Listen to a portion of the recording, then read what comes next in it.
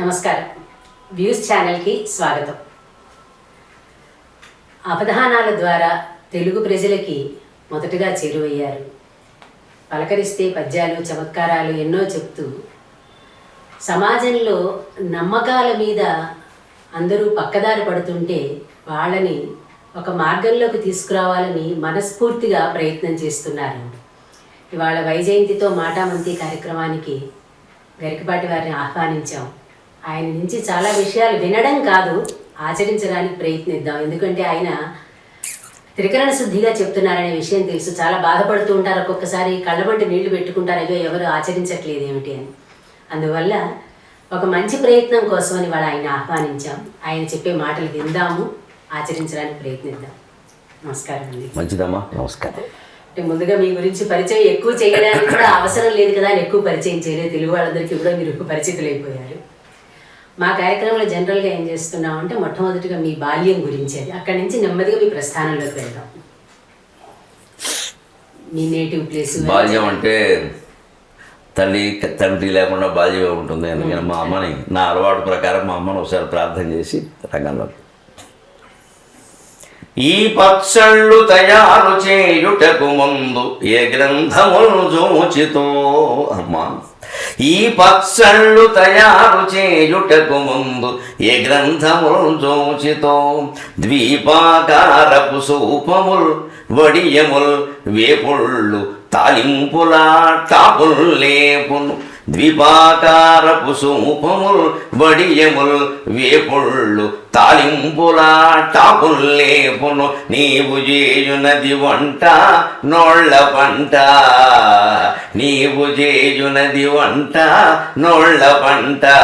అరే వేపాకుం కరివేప చేయగల సాధ్వి, వేపాకుం కరివేప చేయగల సాధ్వి నైషధాలంకృతి నా పద్యములలోని జీవగుణ సన్మానము నీ వంటయే.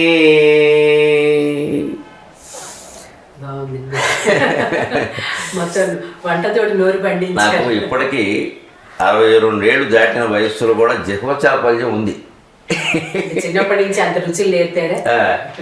మీరు ఉషశ్రీ గారి అమ్మాయిగా మీరు ఒప్పుకోవాలి. ఆయనకి ఉండేదని విన్నాను. కాస్త మంచి రుచికరమైన భోజనం పెడతావా లేదా అని అడిగేవాట. సరే, బ్రాహ్మణ భోజనం ప్రియ అన్నమాట ఎలాగో ఉంది. కానీ ఇప్పటికీ భగవంతుడు దేవాలయం నాకు ఆరోగ్యానికి ఏం లోపం లేదు. ఈ మధుమేహాలు, రక్తపోట్లు లాంటివి ఏమీ లేవు. పరమాన్నం చేస్తే ఇంకాస్త బెల్లం ఎక్కువేమని అడుగుతాను. మిరపకాయ బజ్జీ చేస్తే కారం మిరపకాయ దొరకలేదా అని అడుగుతాను. నేను చప్పుడు మిరపకాయలు కూడా ఉన్నాయి. ఇంత పొడుకుంటే ఉపయోగం ఉంది. అది మిరపకాయ కాదు, అది కాకరకాయలు ఉంటాయి. అటువంటి బజ్జీని అనవసరం. మిరపకాయ బజ్జీ అంటే కారం ఉండాలి. కొంతమంది చూడండి, మిరపకాయ బజ్జీని పాపం ఆ మిరపకాయ ఒకటి వదిలేసి చుట్టూ పిండి తింటారు. చేతకాని చేతంటే వెళ్ళే అది కొంత. అటువంటిప్పుడు మిరపకాయ బజ్జీ తినద్దు, నువ్వు మామూలుగా అరటికాయ బజ్జీ వేసుకో. అందుకని భగవంతుడి దేవాలయం నాకు ఆరోగ్య లోపం లేకపోవడం వల్ల ఇప్పటికీ తిన్నా ఏమీ కాదు. అది పరిమితంగానే, మళ్ళీ ఎక్కువనేది ఉండదు. నాకు ఒక దృఢమైన అభిప్రాయం ఏమిటంటే, షడ్రసోపేతమైన కవిత్వాన్ని చెప్పాలి అంటే, నవరసభరితమైన కవిత్వాన్ని చెప్పాలంటే షడ్రసోపేతమైన భోజనాన్ని చేయాలి. మన శ్రీనాథుడు సహా అష్టదిగ్గజాల కవులందరూ కూడా వారి వారి కాలంలో, వారి ఇళ్లలో, వారి అర్ధాంగుల యొక్క సహకారం వల్ల, వారి తల్లిదండ్రుల ఆశీర్వచనం వల్ల అటువంటి భోజనాలు చేశారు. వాళ్ళు ఎప్పుడు తిండి విషయంలో మొహమాటాలు పడలేదు. అసలు మనకు సామెత ఉంది, ఆహారం దగ్గర మొహమాట ఉంటుంది. ఆకారం దగ్గర మొహమాట పడితే బయటికి వెళ్ళి ఎక్కడ తింటాం? ఈ వేడంటే హోటల్స్ ఉన్నాయి, అప్పుడేముంది. వ్యవహారం దగ్గర మొహమాట పడితే కుదరదండి. తమ్ముడు తప్పించినా సరే కాగితం రాయించుకోవడం మంచిది, అంతే. తర్వాత ఇబ్బందులు వస్తాయండి. మనుషులు శాశ్వతం కాదు, వ్యవస్థ శాశ్వతం. తమ్ముడు ఒకవాడు అడగచ్చు, అన్నయ్య నా మీద నమ్మకం లేదా, కాగితం ఏమిటి? నమ్మకం ఉండబట్టారా అబ్బాయి? నమ్మకం ఉండబట్టానమ్మా. నువ్వు నేను శాశ్వతం కాదు, కాగితం శాశ్వతం. అంత నమ్మకం ఉండి ప్రేమ ఉన్నప్పుడు కాగితం రాయడానికి. అలాగా వ్యవహారం విషయంలో జాగ్రత్త పడక ఇబ్బంది పడిన కుటుంబాలు చాలా ఉన్నాయి. ఇక నాకు ఒక నమ్మకం ఏంటంటే, షడ్రసోపేతమైన భోజనం చేయని వాడు నవరసభరితమైన కవిత్వాన్ని చెప్పలేడు. మన ఉద్దేశం అదే. ప్రతిరోజు ఉగాదికి పచ్చడి ఎందుకంటే ప్రతిరోజు 6 రుచులు ఉండేలా చూసుకోమని. అందుకే మీకు ఉగాది పచ్చడి అంటారు కదండి. మీరు పచ్చడి అంటే అన్నంలో కలుపుకోవాలిగా. ఉగాది పచ్చడి ఎవరు కలుపుకోరే? ఇంతనే తింటారు. పోనీ ప్రసాదం అనుకుందామంటే కళ్ళకద్దుకోరే. మరి ఏమిటి ఉగాది పచ్చడి ప్రత్యేక అది కళ్ళకద్దుకోరు, ప్రసాదం కాదు. ఉగాది నాడు ఫలానా దేవుడు లేదు అని ఏం లేదు. ప్రకృతే కాలమే దైవం. ఫలానా దేవుడు లేడు. ఉగాది పచ్చడి ప్రసాదము కాదు. ఉగాది పచ్చడి ప్రాధాన్యం పనులు పచ్చడి అంటున్నారు మీరు. మనం వంకాయ పచ్చడి కలుపుకుంటాం, గోంగూర పచ్చడి కలుపు, ఉగాది పచ్చడి కూడా కలుపుకోడే. మరి కలుపుకోకుండా పచ్చడి తినమండలో ఉద్దేశం ఏమిటి? అలాగని ఎక్కువ తింటే మళ్ళీ ఇబ్బంది అండి. కొద్దిగా ఇలా వేస్తారంతే. దాని ఉద్దేశం అందులో తీపి, కారం, చేదు, వగరు, ఉప్పు, పులుపు 6 రుచులు ఉన్నట్టే ఈ 6 మనం చేసే భోజనంలో ప్రతిరోజు ఉండేలా చూసుకుంటే ఆరోగ్య లోపం ఉండదు. ఖచ్చితంగా మీరు ఇవాళ కాకరకాయ కూర తిన్నాం అనేవాడు యువతరం చాలా మంది. అంటే చేదు నచ్చదు, కుదరదు. జీవితంలోనే చేదు ఉంది. కాకరకాయ కూర చేదుకు అలవాటు పడితే జీవితంలో చేదుకు కూడా అలవాటు పడతాం.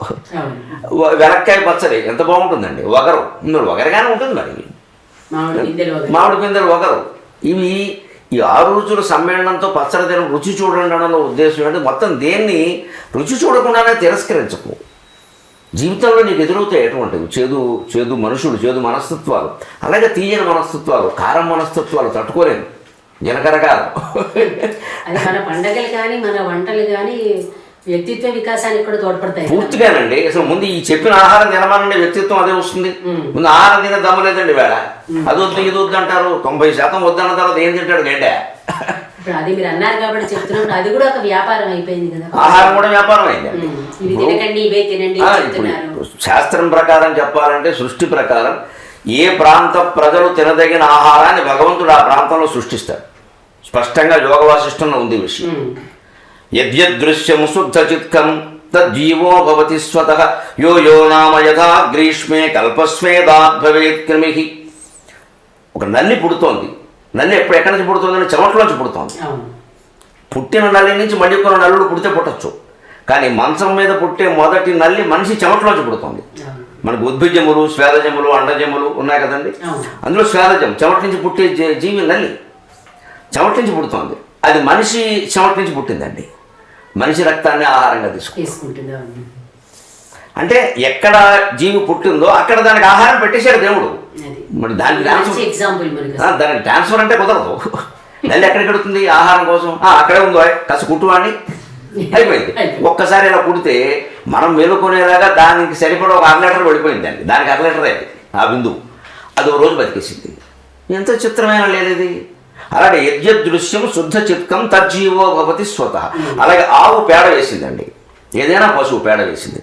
1 గంట 2 గంటల తర్వాత చూడండి మీరు అందులోంచి పురుగులు పుడుతున్నాయి. ఎక్కడి నుంచి పుట్టాయి? పేడ నుంచి పుట్టాయి లేదా? అవే తింటున్నాయి. పేడల నుంచి పుట్టిన పురుగులు ఆ పేడనే తింటున్నాయి. అంటే భగవంతుడు ఏం చేశాడు? ఎక్కడ పుట్టిన వాడికి అక్కడ ఆహారం పెట్టేశాడు. అంటే ఏ ప్రాంతం వాళ్ళు ఆ ప్రాంతంలో పండేటువంటి పంటలను ఆహారంగా తీసుకుంటే అందరికీ అరుగుతుంది, అందరికీ ఆరోగ్యాలు బాగుంటాయి. ఇతర ప్రాంతాలు అన్నీ తినచ్చు, రకరకాలు తినచ్చు. కానీ అవి మధ్యాహ్నం పూట స్నాక్స్ అను అప్పుడప్పుడు పండగలకను చేసుకోవాలి తప్ప నిత్యాహార విధానాన్ని మార్చకూడదు. కానీ ఇప్పుడు చాలా మంది చెప్పేశారు కదా, చాలా మంది కన్ఫ్యూజన్ మంచినీళ్ళు తాగచ్చా తాగకూడదు, ప్రతిదీ అనుమానం వచ్చేస్తుంది. ఎవరికి చెప్పాలన్నా కూడా ఏమో తినొచ్చా తినకూడదు ఆయన చెప్పారు. అలా ఈ చెప్పేవాళ్ళు కూడా భేదాలు ఉంటాయి కదా. అందుకే ఇప్పుడు చెప్పేవాళ్ళలో భేదాలు, పైగా వీళ్ళు డబ్బులు ఇచ్చి టీవీలో కార్యక్రమాలు పెట్టించుకుని చెప్పేస్తారు. ప్రోగ్రామ్ ప్రాయోజిత కార్యక్రమాలు అంటే ఖచ్చితంగా వ్యాపారం చేస్తారు. కొన్ని 1000 కోట్ల వ్యాపారాలు జరిగిపోతున్నాయి. ప్రజలు మాయలో పడతారు. అందరూ గ్రహించవలసింది ఏంటంటే స్పష్టంగా నిష్పక్షపాతంగా మాట్లాడుకుంటే ఏ ప్రాంతంలో పండిన పంట ఆ ప్రాంత ప్రజలకు చాలా బాగుంటుంది. ఆంధ్ర తెలంగాణ ప్రాంతాలు, తెలంగాణలో మొక్కజొన్నలు ఎక్కువ పడుతాయి అమెరికంటే కూడా. అందుకే ఇక్కడ మొక్కజొన్నలు బాగా తింటారు, అడిగితే కూడా ఇబ్బంది లేదు. ఆంధ్ర ప్రాంతంలో వరి ఎక్కువ పండుతుంది, వరి అన్నమే ఎక్కువ తింటారు. ఇప్పుడు వాళ్ళ చేత అన్నం మానిపించడం, వీళ్ళ చేత మొక్కజొన్నలు మానిపించడం దీనికి అవసరం లేదు. మిగిలిన ఏమి తిన్నా, ఏ పదార్థాలు తిన్నా వాటితో పాటు తినండి. మధ్యాహ్నం పూట పండగల్లో తినండి. అలాగా సరైన ఆహారాన్ని పైగా ఆ ప్రాంతపు నది అండి, ఆ పంట ఎలా పండింది ఆ నది ద్వారా ఆ నది నీళ్ళు మీరు తాగారు, ఆ నది నుంచి పండిన పంటను తిన్నారు. సరిగ్గా మీ శరీరం ఆ నదికి అనుకూలంగా తయారైంది. అందుకే మనకి అశుభం అనుకోకపోతే ఒక మాట, అస్థిన మధ్యాహ్నాన్ని సరిగ్గా ఆ నదిలోనే చేయమంటారు. మన వాడు అంతా ఇప్పుడు కాశీ పెడుతున్నారు, అవసరం లేదు, వెళ్ళకూడదు. ఏ నది నీళ్లు తాగి బతికిన మనిషి చనిపోతాడో ఆయన అస్థుల్ని ఆ నదిలోనే నిమజ్జనం చేయాలి. ఆ నీళ్లు ఆయనకి పడడం వల్ల ఆ నది నీళ్లు తలుచుకుంటాడు. అస్తమానం మా ఇంట్లో నీళ్లు, మా గోదావరి నీళ్లు, మా కావేరి నీళ్లు, మా మంజీరా నీళ్లు అంటూ ఉంటాడు. కానీ ఇప్పుడు అతన్ని అక్కడ కల్పించాం అనుకోండి, అతనికి ఉండే రుణానుబంధం అక్కడ తీరిపోతుంది. అవును. నన్ను తీసుకొచ్చి ఇక్కడే కలిపి, ఎందుకంటే మనకి లెక్క ప్రకారం పంచప్రాణాల్లో ఒక ప్రాణం అస్థికలను పట్టుకుని ఉంటుందండి.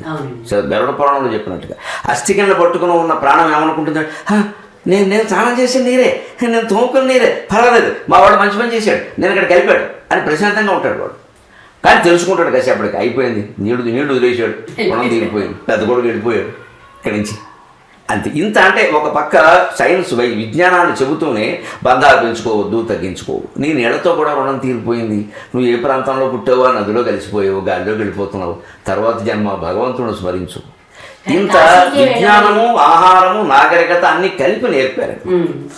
అందుకని బాల్యం అని మీరు అన్నారు కాబట్టి, మాకు బాల్యం తాడేపల్లిగూడెం దగ్గర బోడపాడు అగ్రహారంలో పుట్టాను నేను.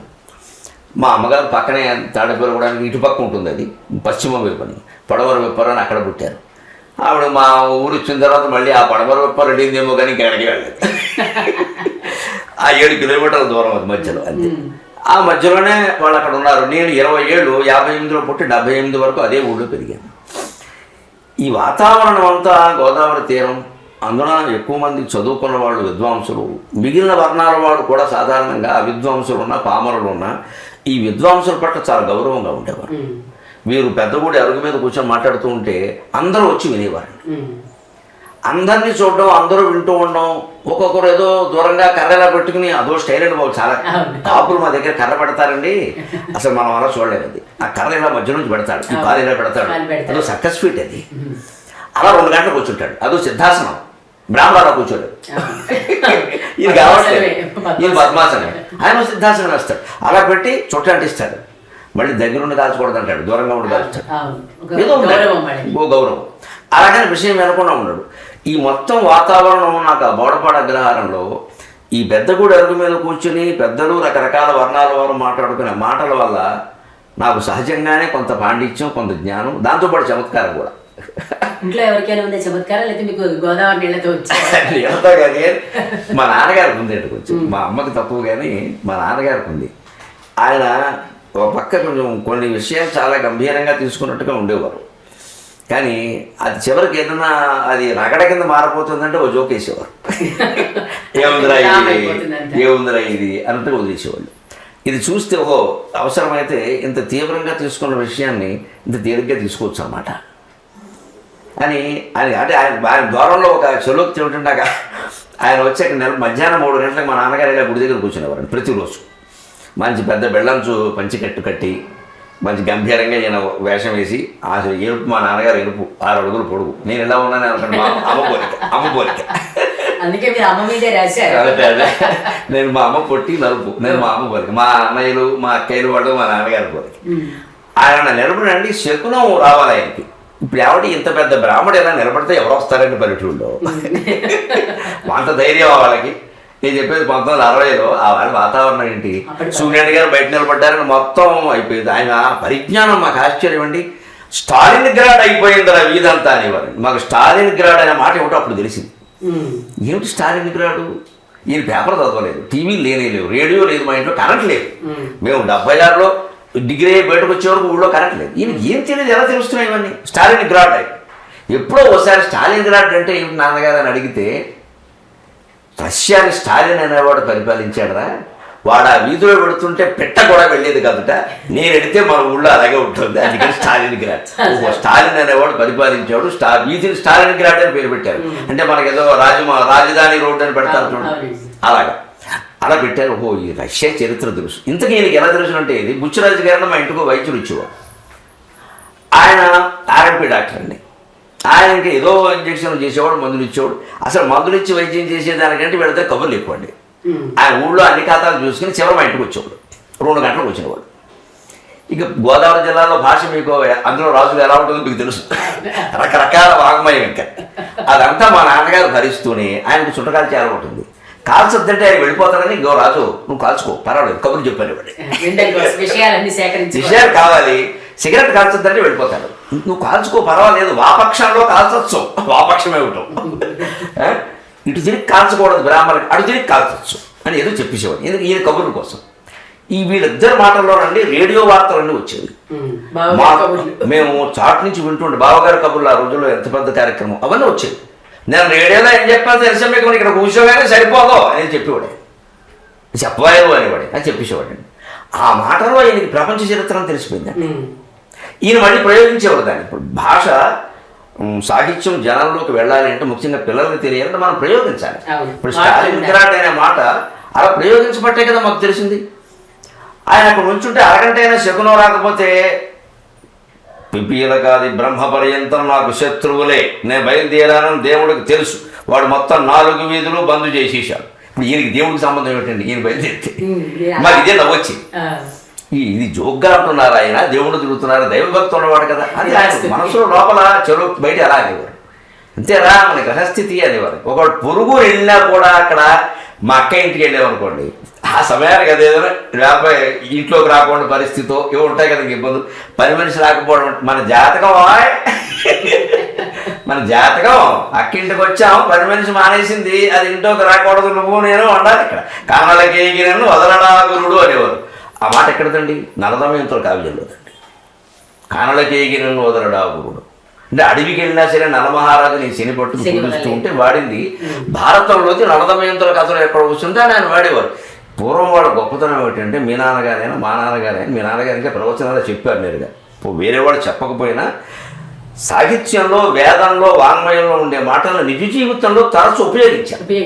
ఆ విన్నటువంటి మేము బాల్యంలో వాటిని తెలుసుకొని వాటి ద్వారా ఆసక్తి పెంచుకుని కావ్యాలు చదివాం. ఓ నలదమయంతుల దాంట్లో ఈ మాట ఒక్కటి ఇంత బాగుందంటే ఆ కావ్యం ఎంత బాగుంటుందో, ఆ కథ ఎంత బాగుంటుందో అది తెలుసుకోవాలి.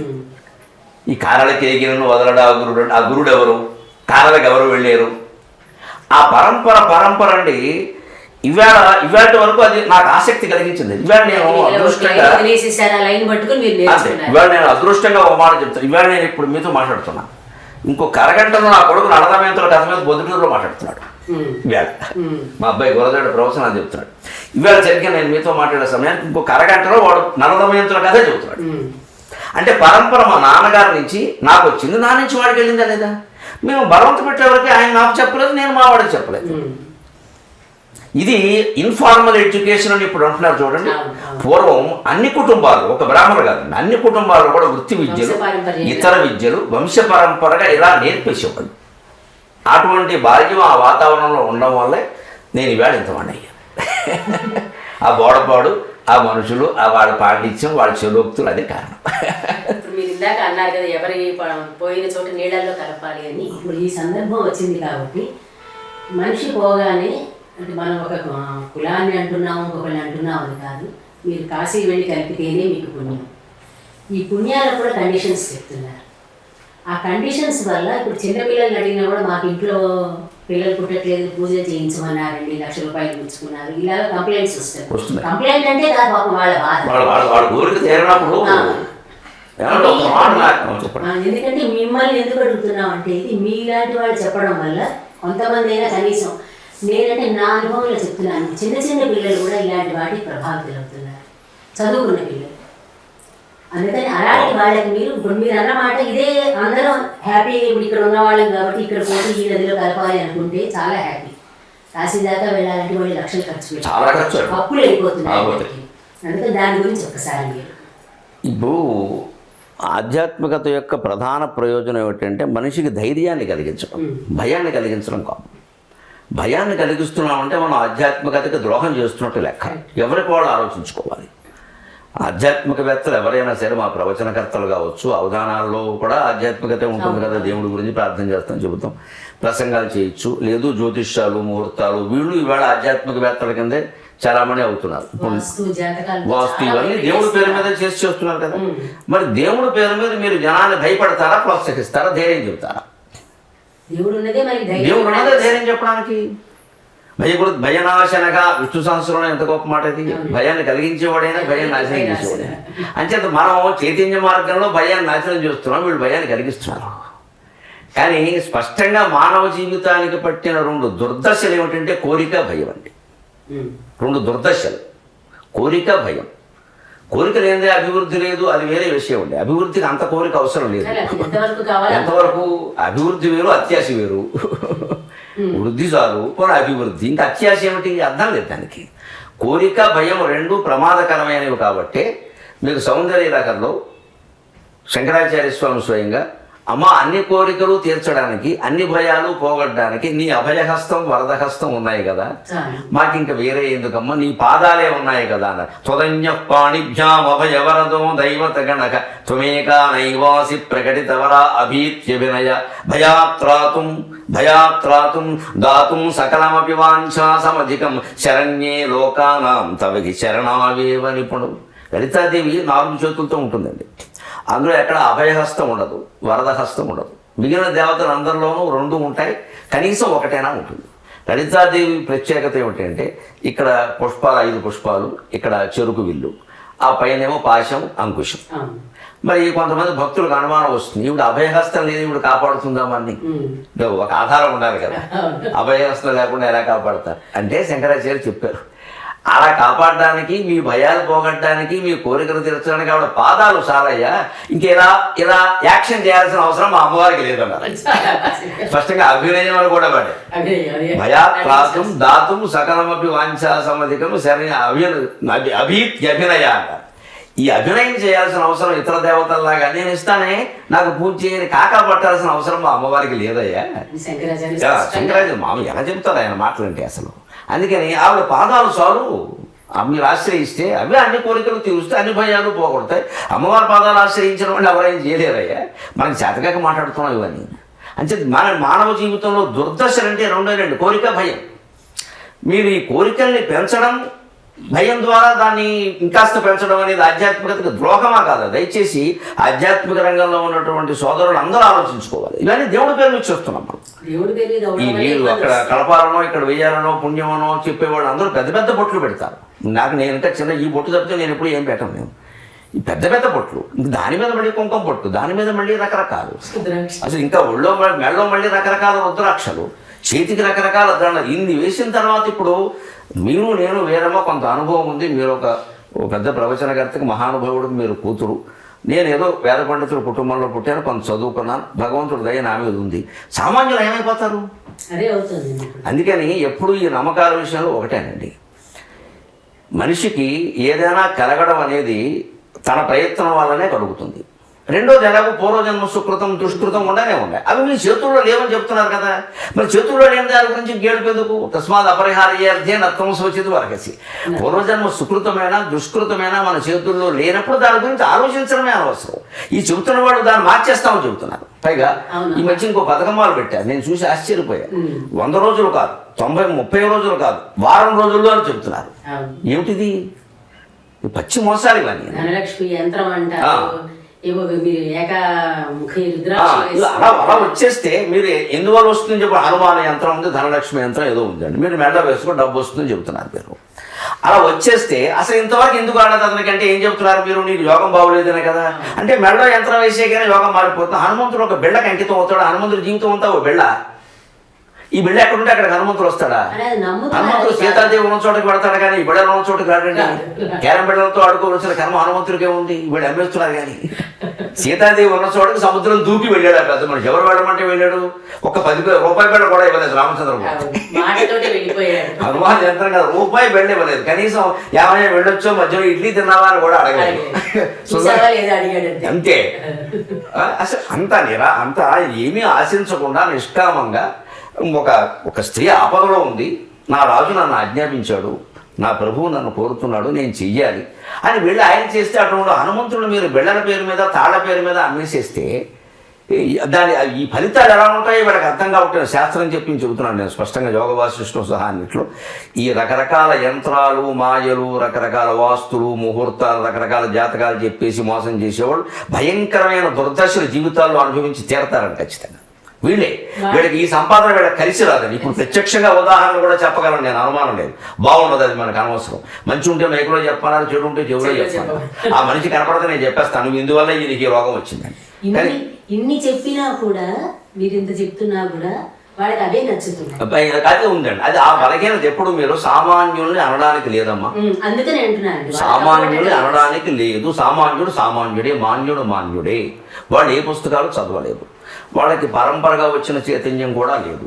వాళ్ళ దృష్టి ఎలా ఉంటుందంటే, ఇప్పుడు 1వ తరగతి పిల్లాడికండి వాడు బడికి వెళ్ళాడు అనుకోండి, మరి నీకేం కోరిక కావాలంటే హోంవర్క్ ఇవ్వకుండా ఉంటే చాలు అంటాడు. ఎందుకంటే ఏముండదు అమ్మవాడు, అవును అవును ఆ పూట గడిచిపోవాలి వాడికి, హోంవర్క్ ఉండద్దు. అది వాళ్ళకి పెద్ద అందుకని రాక్షసి. నాకు ప్రధానమంత్రి అవ్వాలి, ఎందుకంటే అమ్మ ఒకటో తరగతి వాడు అలాగే. చస్తుంటే నడువు అంతా బిగించారు, ఇంటికి వెళ్ళగానే తీసేస్తే చాలు వాడికి. అవునండి. అలాగే మనిషి ఒకటో తరగతి వాడు అలా అన్నట్టే పెద్ద మనిషి కూడా 50 ఏళ్ళు వచ్చిన వాడైనా 60 ఏళ్ళ వాడైనా అప్పటికి ఏ కష్టం ఉందో ఆ కష్టం గురించి మనిషి మనసు ఆలోచిస్తుంది. అవునండి, అవును. అది మానవ సహజమైన ప్రవృత్తి. ఆ బలహీనతను మనం సొమ్ము చేసుకోవడం మందే పాపం. కానీ వీళ్ళందరూ నమ్ముతున్నారు కాబట్టి వాళ్ళు చేస్తున్నారు, ఇలా నమ్మడం వీళ్ళదే తప్పంటే మీరు ఇంకోటి కూడా ఆలోచిద్దామండి. కొన్ని లక్షల మంది అమాయకులు ఉన్నారు, ఒక 10 మందో 100 మందో వాళ్ళని మోసం చేసేవాళ్ళు ఉన్నారు.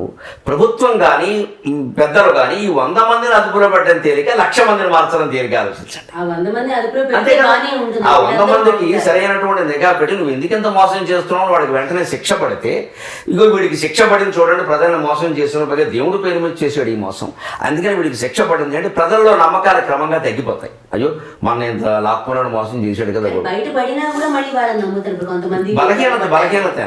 ఇప్పుడు దానికి ఇప్పుడు మనం చెప్పుకుంటుంది అదే, ఎందుకంటే మనిషి ఆ బలహీనతను పోగొట్టుకోవాలి. ప్రభుత్వం కానీ పెద్దలు కానీ ఇతర నిఘా వ్యవస్థలు కానీ చేయవలసింది ఏమిటంటే అమాయకుల మీద తోసేయద్దు. వాళ్ళు అమాయకులు, వాళ్ళు బలహీనులు. తాత్కాలికంగా వచ్చిన కష్టాన్ని పోగొడితే చాలు అనుకుంటారు వాళ్ళు. మోక్షం అంటే ఎంతమందికి తెలుస్తుంది? జ్ఞానం పొందండి అంటే జ్ఞానం మాకెందుకండి, జామకాయ చెట్టు కాయలు కాయట్లేదు దాని సంగతి చెప్పండి. వాళ్ళకి అంతవరకే అవసరం. వాడు జామ తోట పెట్టాడు, వాడు కాయలు కాయలు పంట పండాలి, వాడు జ్ఞానం వాడికి ఎందుకంటే జామకాయ కావాలి. కానీ అందుకే మన సంస్కృతిలో భగవంతుడిని నేరుగా నమ్ముకోండి. మీ జామ తోటే పండకపోతే నాయన నేను జామ తోట మీద ఆధారపడ్డాను శ్రీకృష్ణ ప్రభు, నువ్వు జామకాయలు గాయించబోయే అంటే భగవంతుడు తప్పకుండా గాయిస్తాడు.